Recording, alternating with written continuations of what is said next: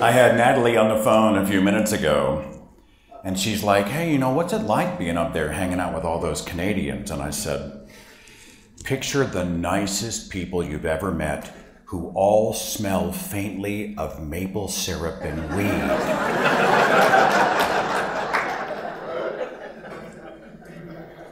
It is so good to be here in Canada. I traveled 1,000 miles because I wanted to tell you a story, and I want to ask some questions and make a few suggestions. From long ago, near the literal dawn of planet Earth, the Creator made man according to his perfect will, in his image. And since that day, men have long gazed up at the heavens and asked their Creator, why did you put my testicles there? Why?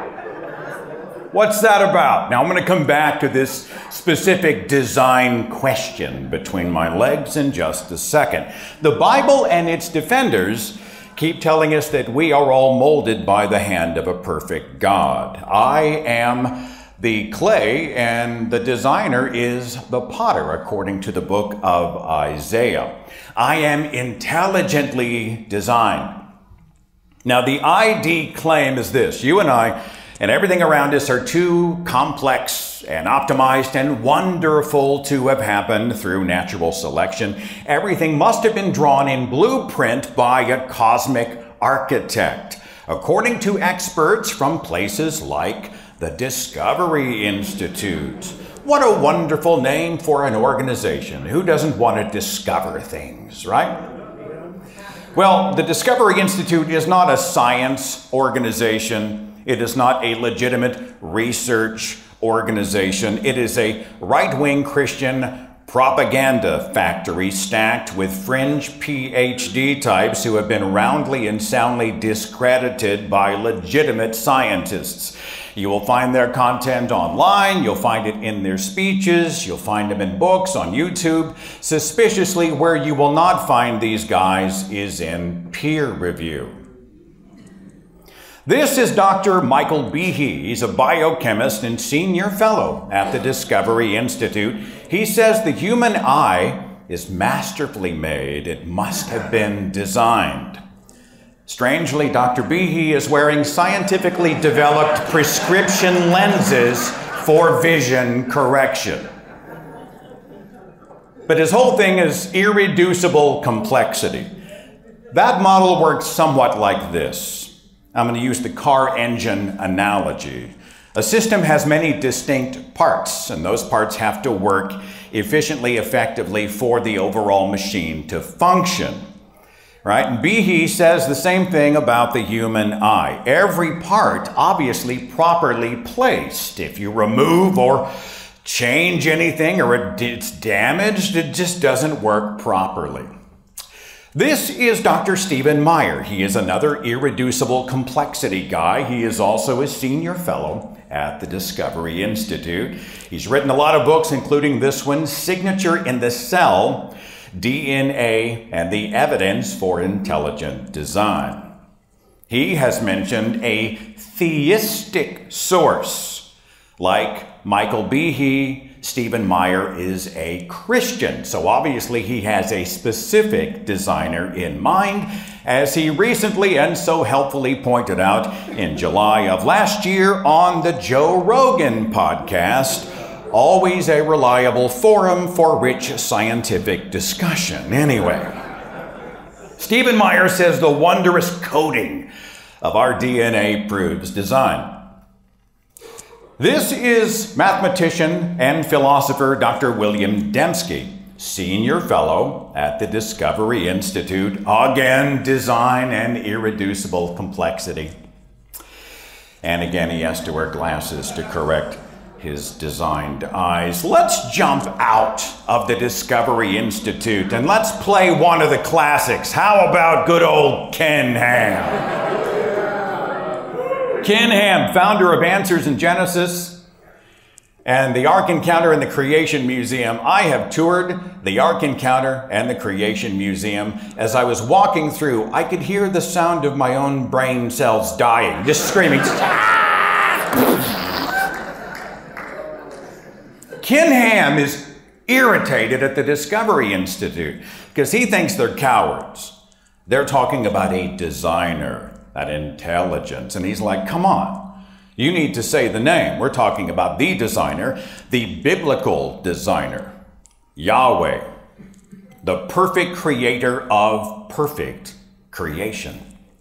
Again, he's got glasses to correct his vision. Okay, so we gaze into the eyes of these beautiful newborn babies, right? And we see the master blueprints. Psalm 139:14 says, "For you are fearfully and wonderfully made, designed." But if we were to tell this baby boy the details of his design and the problems they would cause him in his lifetime, I suspect he would suddenly develop the ability to speak just so he could say what the actual hell is going on. I want to register a complaint with the manager. Okay. I recently narrated the audio version of a book that was written by Dr. Abby Hafer. It's called The Not So Intelligent Designer: Why Evolution Explains the Human Body and Intelligent Design Does Not. She is a zoologist and a human anatomy professor. She was scheduled to be here with us this weekend. She could not be here for health reasons, and she is sorely missed. Much of my material today leans heavily into her work and the work of other scientists like her. So, Dr. Hafer, wherever you are, if you have a sore back tomorrow, it's because you are carrying me for the next 30 minutes.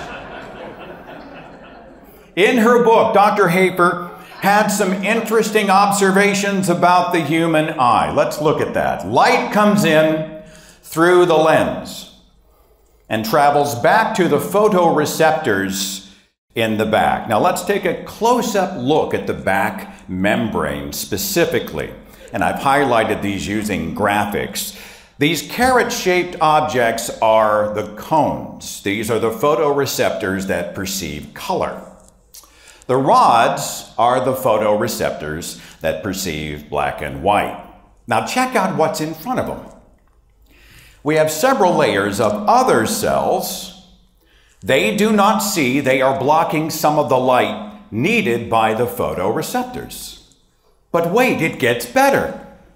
You see this yellow layer? Those are nerve fibers. They don't respond to light, but they sit on top of the cells that sit on top of the photoreceptors. On top of them is a series of blood vessels, which sit on top of the fibers, which sit on top of the cells, which sit on top of the photoreceptors. Where the vessels and the nerve fibers converge is called the optic disc. This creates a literal blind spot in our vision. And here's an actual image of an eye, and you can see that convergence and the blind spot they create. Now, Dr. Hafer's book has a rudimentary exercise that anybody can do to see their own blind spot. It doesn't work on the big screen, but you can just Google Dr. Abby Hafer eye test. I think the image will pop up. It's certainly in the book. That's a great excuse for me to encourage you to go buy the book just to take the eye test, okay? But here's how the test works. You hold this figure 18 inches in front of you, and you close your left eye. You focus X directly in front of your right eye, and then you move the image toward your face. You will see that O disappear. You know which creatures don't have this blind spot? A lot, including this guy. The octopus, like other cephalopods, they see better than we do. They see better in dimmer light. They recognize polarized light. And check this out. The blood vessels and the nerve fibers and the helper cells are behind the photoreceptors. So their brains don't have to decode and fill blanks and compensate because there's stuff blocking the image. Why didn't we get this deal?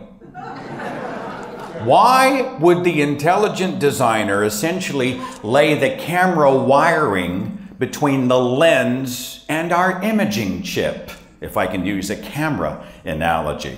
Beyond that, geckos have fantastic night vision. They are 350 times more sensitive to color at night than we are. Eagles can see in the ultraviolet spectrum. They have amazing focus, distance, vision of up to 2 miles. How handy would that be in traffic? The four-eyed fish, actually it's 2 eyes, but they're split, able to simultaneously see above and below water at the same time. And beyond the observable, let's talk about the possible. If I was the designer, in my plan, the lenses of our eyes would not lose flexibility and make us farsighted. We wouldn't have refraction errors that make us nearsighted. I would include sensors for UV, infrared. I'd put in macro lenses and zoom lenses, hyperfocus. I would make our eyes immune to allergies.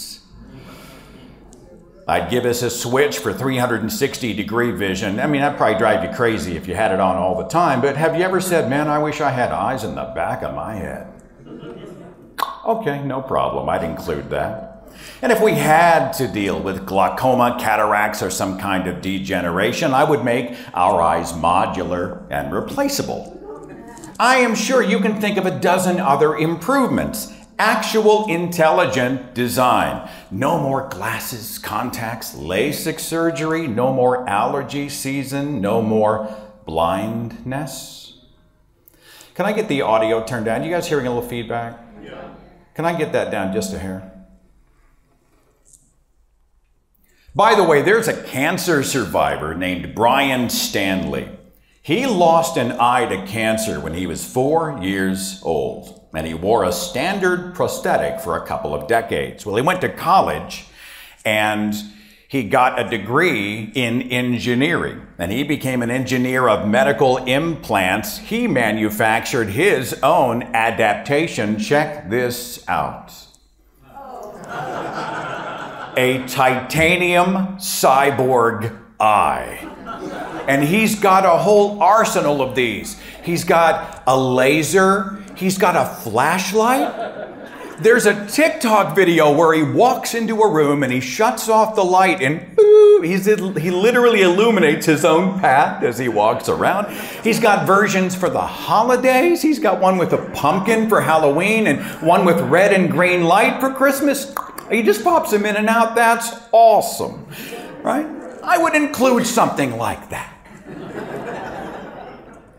Roughly 85% of Americans have to get their wisdom teeth pulled because there's not enough room in the mouth. Here's a design idea. Bigger mouth or no wisdom teeth. This seems basic. We're supposed to live our entire lives on one set of adult teeth. When do baby teeth fall out? Maybe when we're, let's call it 6. I know it varies. And then if we live a long life, and hopefully we do, we're talking about 70 to 80 years on one set of adult teeth. Dealing with food bacteria, plaque, decay, cavities, broken teeth, gum disease, one set of teeth, that's bad design. If it was me, I would give humans teeth like sharks. I just thought this Photoshop job is funny. I know it's been floating around the web for 20 years. It just cracks me up. Okay, sharks. We have here the great white shark. The great white shark develops a new set of teeth every 2 to 3 weeks. They just rotate them out of their mouths. An endless supply of teeth that don't have time to accumulate plaque. If you chip one, no problem. It's gone in a few days. That seems like better design. Sharks and other ocean creatures have the ability to breathe underwater. Why didn't we get that deal? We know it's possible. This is the African lungfish. The African lungfish has gills for water, but it also has a modified swim bladder that allows it to breathe when it is on land. In human beings, this design improvement could prevent more than 230,000 needless drowning deaths every year. And speaking of breathing, I would not put the food pipe and the windpipe right next to each other, with a little flap on top. Whose idea was that? What has that cost us in terms of human lives? Over 5,000 choking deaths every year, just in the U.S. Here's one. Either give me hair or don't give me hair. What this half-ass hair of inconvenience that does nothing? And what do? We pluck it, we wax it, we shave it. It makes sense if we are evolved primates, right? There was a time when we did need all of that hair to survive out in the elements. And in fact, even now, we have the exact same number of hair follicles on our bodies as the other primates do, 2 to 5 million. It's just that our hairs are so fine because we've been more sheltered creatures. We haven't had to have those thicker hairs, but we have the same number of hair follicles. That's why our hairs stand up on end. When we get cold, it's to raise those hairs up, to trap the air underneath. It's to make us appear larger in front of predators, to try to survive. But as far as design, this hair makes no sense. I would do better. I would make it so our sun didn't give us cancer. Just in the United States, around 700,000 people are diagnosed with some kind of a sun-related skin cancer every single year. Our main source of natural light harms and kills us. I would skip the creams and the sprays. I would build the sunblock right into the system. I might even make a solar power. Don't you wish you could just have a battery? You got a deadline, there's stuff to do, and I don't have time to sleep. Wouldn't it be nice to have like a solar-powered body and have that capacitor with the extra energy whenever you need it? I could build that right into my design. I would eliminate genetic defects, the stuff that causes everything from cancer to Huntington's, ALS, hemophilia, other terrible conditions. Yeah, my design would not involve destructive genetic mutations. The American College of Rheumatology reports that there are 790,000 total knee replacements in my country every year. And of course, if we see it in primates as evolved creatures, we understand. As we became taller, more top-heavy, our pelvises got bigger, our brains got bigger, so we had the larger skulls, we're carrying more weight. We became bipeds instead of quadrupeds, so we see more strain on that knee. It makes sense evolutionarily that stuff would wear out when we're 40 or 50. But design? Why in the world would we have design where the cartilage grinds away so early in our lives? 1/4 of U.S. adults suffer from arthritis at some level. What about the appendix? Now, there's new research, relatively new, that says the appendix isn't actually useless. We should say it's just a vestigial organ with no purpose, but that's not accurate. It may support the immune system as a small reservoir for beneficial gut bacteria, fighting off invading pathogens and helping with gastrointestinal issues. But this appendix sometimes gets blocked by something and it becomes sore and swollen, and that bacteria party gets out of hand. And the painful swelling increases and increases until the appendix can burst, shooting deadly infection into the rest of our bodies, and we die. To prevent dying from our designed appendix, we are forced to rush ourselves in great pain to the operating room. Now, I'm going to show you an image of an appendix being removed surgically. If you don't want to see, turn your head for just a second. How's that for design? Someone explain. Someone explain. Who would do that? Who would purposefully install a tiny hand grenade of doom inside all of our bodies? I would give humans a pain dial.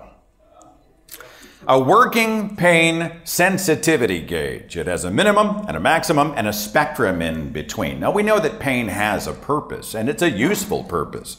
We need to let our brains know that we are injured, and pain is also a motivator to avoid injury. It's a survival motivator, if you will. All right? But once we feel the pain, agonizing pain in many instances, what's the point? What's the first thing we do? We rush ourselves to somebody who can mitigate the pain. Break a leg, cut yourself on barbed wire, get horribly burned in a fire. Give me morphine, right? Why the middleman between us and our relief? Why lock people into misery and screams and tears when they already know they're injured? I would include a misery reduction device right into the human machine. Maybe it only activates after we get hurt, so we're still motivated not to do anything reckless. And speaking of pain management, how about this little slice of heaven? The epidural, an invasive pain regulator most commonly used for childbirth, administered from the outside because we don't have pain prevention inside. Why do women need pain prevention in the delivery room? Because of a bad birthing blueprint. Please explain the intelligence of this design. Now I'm going to say as much as I need to say here to make a point without being too graphic. After 9 long months of pregnancy, let's deliver the baby's head through a circle of bone smaller than the baby's head. Both bodies can get traumatized, vaginal tears, nerve damage is possible, muscle damage, damage to the pelvic floor, often injury to the baby, including head trauma, dislocated limbs, bone fractures. 280,000 women die in childbirth every year. That's 800 a day, a death every 2 minutes. Now, granted, modern medicine has dropped that number to about 1,200 a year in the United States. But still, here in a developed nation, it's 1,200. And how about this potential side effect? And Dr. Hafer mentions this in her book as well. For some women, the trauma of childbirth can cause something called fistula. The pressure of the baby's head cuts off blood flow to part of the vaginal wall, and that tissue isn't getting blood, so it dies and rots away and leaves a hole. And then the woman gets the joy of leaking urine out of her body for the rest of her life. Yeah, there are better options, I think. I mean, how about the kangaroo? Why didn't we get the same deal as the kangaroo? No, I'm serious. No, take the journey with me, okay? Take the journey. Humor me for just a second. This is from Dr. Hafer's book. Animals like kangaroos give birth to very small, embryo-like young that are placed in a pocket on the outside of the mother's body. This is where they continue their development. So the kangaroo fetus is born into the pouch at about 4 weeks. A warm, comfy, external pouch. The fetus is about the size of a jelly bean, and the pouch already has a nipple ready for feeding. When it grows to 6 months, it can exit the pouch and come back, go in and out, in and out. Gait privileges. It can come and go as it wants, right? We could do this for human beings. Just in and out. Whenever you want. Deliver the fetus into an external pouch when it is as small as the tip of your finger. There's no discomfort, there's no morning sickness, no labor pains, no screaming in the delivery room, no epidural or Lamaze or whatever. There's no tearing, breaking, squeezing, injury, death. I would also make pregnancy possible for men because it's time we share the load.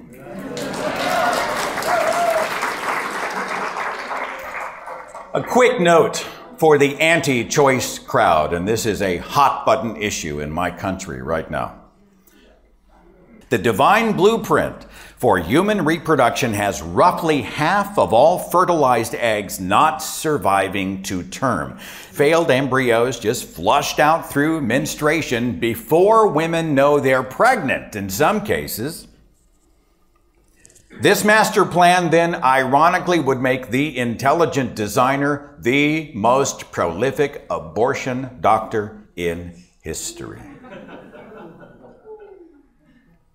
Also relating to the human reproductive process, who designed the plumbing? Why do we have the same canals for sex that we use for eliminating waste? Who puts the sewer and the water slide on the same ride?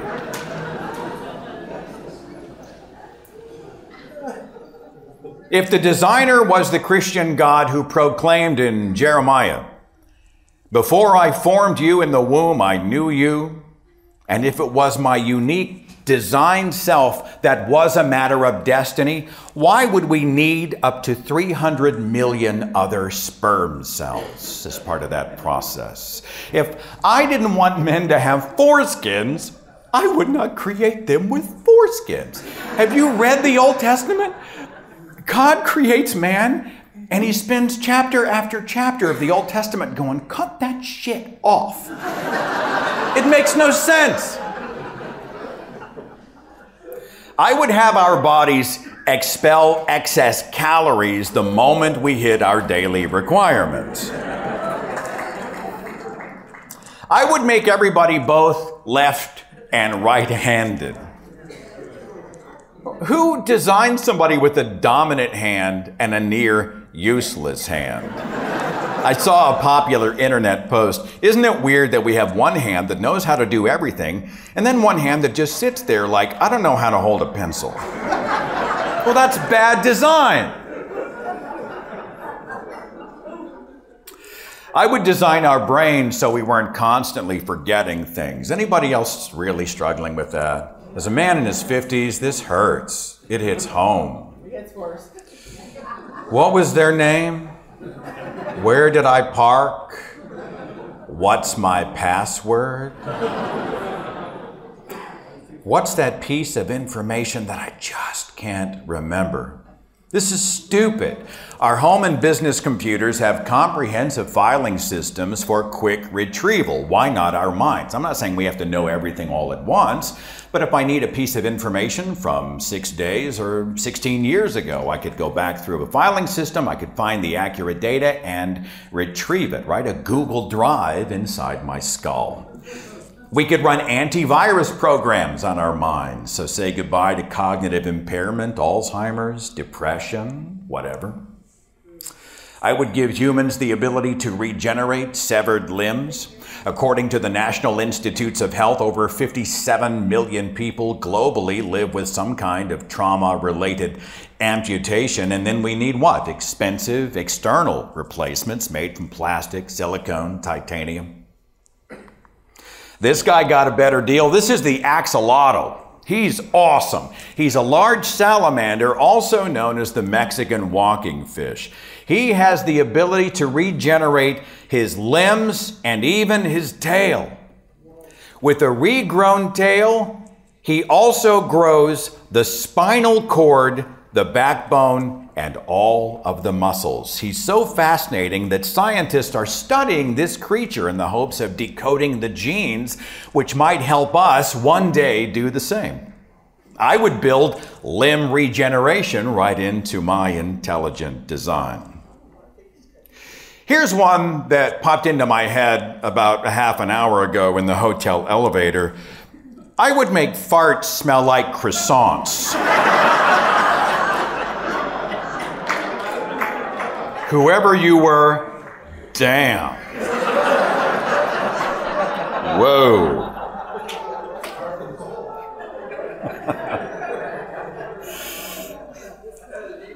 Beyond our human bodies, there is so much quote-unquote design in this world that just makes no sense. And in my own work, I hear a lot of this kind of thing. Look at the trees. Have you guys heard this one? Oh, look at the trees. See how nature itself is perfectly tuned to accommodate life. The birds and the fish and the insects and the sunlight and the clouds and the rain, it all must be the product of a painter's brush. But we could do better, couldn't we? Why would you build a system that might collapse when one brick gets yanked from the bottom? I would make sure that the planet wasn't constantly trying to kill us. Have you noticed? Massive wildfires that horribly kill humans and other animals and destroy homes and habitats and choke the atmosphere with smoke. Entire towns wiped out by tornadoes and hurricanes with lives lost, communities decimated. I'd prevent that. Wind, flood, hail. Speaking of hail, whose master plan would include deadly storms that produce big cannonballs of ice that fall from the sky at up to 40 miles an hour? I would skip hail day on my design, okay? Volcanoes killing tens of thousands of people at a time with lava and heat and floods and pyroclastic flows. How many lives have been needlessly lost because our planet has a boiling center? The Indian Ocean tsunami of 2004 killed 225,000 people in one day. My world would not allow for mass drownings. 70% of the surface of this planet is ocean, uninhabitable by humans. 99% of Earth's water is undrinkable. I would make all water livable and drinkable because I could. Under the surface of the waters, I wouldn't create ocean creatures that can drown. Someone explain this to me. An ocean-bound, an ocean-trapped creature that is forced to surface to breathe air makes no sense. I wouldn't create birds with wings that don't work. I wouldn't make animals with eyes that don't see. I wouldn't create ears and make them pretty much useless. And speaking of animals, in my design, dogs would live 100 years.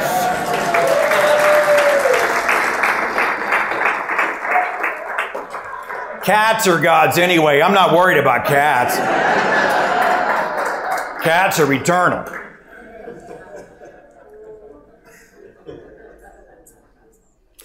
I wouldn't build a world where animals had to eat other animals to survive, often while they are still alive. How cruel. And not necessary. I could do better. I would make veggies that taste like meat. No, fortify them with all the nutrients that you find in deer and cows and caribou, right? Same great taste and texture and proteins and vitamins without the terror and the trauma and the shredding of being eaten alive. It could work for all animals. Just grow non-animal meat. Like, honey, you know what sounds good tonight? Rack of lamb. I'm going to run out. I think they're ripe. I'm going to the garden and I'm going to pick out some rack of lamb and I'll be right back. That's intelligent design. All gain, no pain. Here's kind of an intense image I'm going to show you of the Loa Loa worm. If you don't want to see it, turn away for just a second. I would not create anything like this creature. The Loa Loa parasite lives inside human eyeballs. I think I would skip this day when I was designing animals, creatures of all kinds. I wouldn't design creatures whose tusks grow so long that they eventually stab their own skulls. I wouldn't conjure parasitic mushrooms. This is the cordyceps. It's also known as the zombie mushrooms. They will infect brains, like the ant brain. And it eats the inside of the ant, and then it grows out of the skull, releases spores into the air. Now, those spores infect other unsuspecting ants. Who thinks that shit up, right? Where does that come from? That's jacked up. Check this guy out. The antenna on this snail are interesting, but those are not antennae. That's a parasitic flatworm. It's called the green-banded broodsack, and it has filled up the stalk and flashed a bunch of colors to make the snail's head look like caterpillars. And here it is in motion. You can see the action. And this has a purpose. A predator bird's flying overhead and is able to notice this and say, oh, yummy. It comes down, it eats the snail. The parasite then releases its eggs into the bird dropping so they can hatch and infect other snails. Yeah, I would skip this one on design day. Probably I'd just omit flatworms altogether. I talked to Dr. Donald Prothero about this one. The giraffe has a laryngeal nerve connecting the brain and the larynx. It only needs to travel about 12 to 15 inches. Does it do that? Nope. It travels all the way down the neck, wraps around the heart, and travels all the way back up to connect. Evolutionarily, we see how this happens, but design, that makes no sense. I would do away with mass extinction events, and we have had those throughout the history of life on this planet. Right now, 15,000 species on the brink of extinction. Scientists estimate that at least 99.9% of all plants and animal species that have ever lived are now extinct. Who builds endangerment and extinction into their master plan? Now, this is where the apologists appear. And in my country, they are almost all Bible believers talking about the Christian designer. And they explain that actually God's off the hook for all of the problems, the inefficient stuff, the bizarre, the awful. Those things exist because thousands of years ago, a couple of garden nudists chatted up a talking snake before engaging in a rebellious act of fruit munching, which angered the designer so much that he essentially handed the paperwork over to his arch nemesis and said, fine, you take over. And those wondering what was going on, looking up to the heavens for a sign only, get this. It's our fault. It's our fault. The bad stuff is us. We cheated in God's game. So the designer got mad and he took his ball and he went home. Beyond that, for some reason, God took the evil, awful devil who comes only to steal, kill, and destroy, and he gave that devil direct access to his very human children and then blamed us for all the trouble. My friend Matt Dillahunty says it like this. The designer created imperfect people and then damned them for acting imperfectly. This is the equivalent of throwing a live hand grenade into a nursery and blaming the babies when the pin gets pulled. Then there's the Mother Teresa claim that our suffering exists to build character. Intelligent design has this built-in allowance for ills and evils because only against those great evils can the Lord demonstrate and cultivate his great goodness. I think this is just offensive. The designer proves his love and goodness through third-degree burns, flash floods, war, domestic abuse, rape, child leukemia. You kidding me? This is the late apologist Norman Geisler. He has promoted a version of this claim. Isaiah 45:7 says, Yahweh himself created evil, but God requires evil, the bad stuff, imperfection, implosion, calamity, chaos. He needs that stuff so he can contrast his goodness against it. God sets the house on fire so he can show up and show us what a great fireman he is. That's the kind of argument he's making. John Loftus published a book in 2021 called God and Horrendous Suffering that gets into much of this. I think it's very well written. These silly-putty apologist excuses for global system failures that just happen by the second.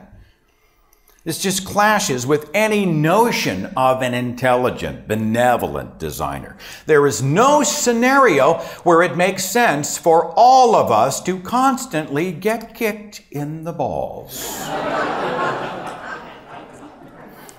And if you will pardon my awkward segue all the way back around to the point I was making at the beginning, I want to go full circle. I want to talk about my original complaint letter to the manager. Let's get technical about the testicle.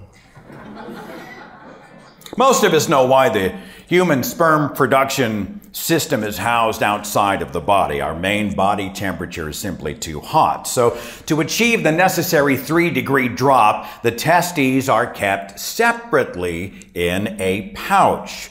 That pouch is called the scrotum, also known as the scrotal sac. Another medical term for it is the wrinkle purse.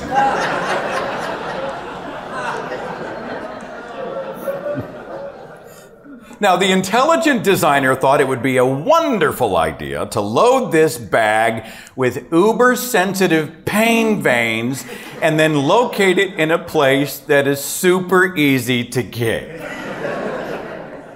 Other animals got a better deal than we did. Frog testes are protected way up inside the core of their bodies. I like the sound of that. Check this option out. Rats, mice, hares, guinea pigs, they can make their testicles external when they're ready to reproduce, but when those testicles are not needed for sperm production, they can retract them. They can retract them up into their retractable balls. I want that. I want this. At the very least, if I was the designer and the testicles had to be external, at least give them the same protections that we give the heart and the lungs, right?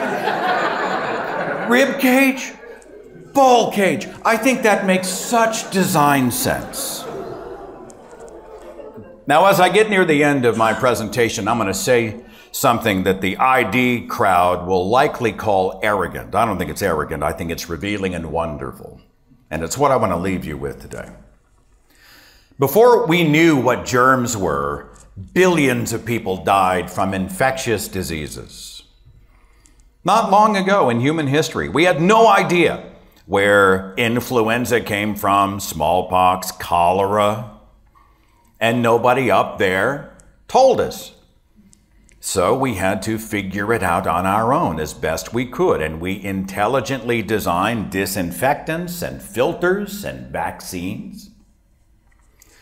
We were born without the ability to fly, so we designed our own wings. And this is an even cooler example. Anybody heard of this guy, Yves Rossi? They call him the Jet Man. He invented his own personal wings. He just drops out of a helicopter and ignites the jets and he flies the sky. The YouTube videos are remarkable. We didn't have this, he designed it. I've already mentioned how other animals can regrow amputated limbs while we cannot. There's an older website that I still like. It's called Why Won't God Heal Amputees, which I think is still a legitimate question. Even when you see the faith healing services, do you ever see limbs regenerated? Suspiciously, it's always other stuff that you can't really verify. We've never once seen a regrown human limb. What does that say about the reality of a benevolent designer?